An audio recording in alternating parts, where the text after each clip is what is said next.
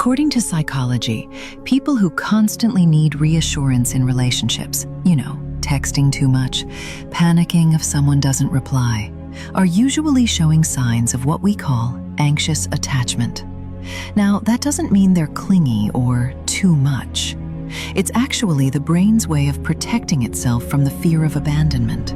What happens is the amygdala, basically the brain's fear detector, is always on guard, scanning for any little sign of rejection. So if closeness feels shaky, stress hormones like cortisol shoot up, and the calming effects of oxytocin fade too quickly. That's why it feels like an emotional roller coaster. Relief when you feel secure, panic when you sense distance.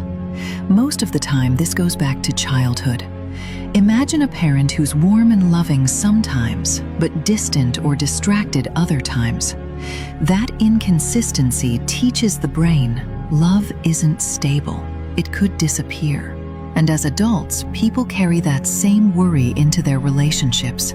It usually shows up in two big ways. First, they overthink everything. A late text, a different tone of voice, even a sigh can set off spirals of what-ifs. Second, they hold on too tightly, apologizing too much, giving more love than they receive, just to make sure the bond doesn't break.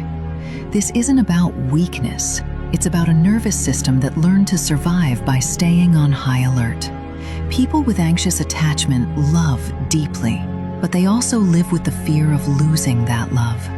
The good news is, healing starts when you learn to calm that inner alarm and trust that love doesn't vanish the moment it isn't being proven.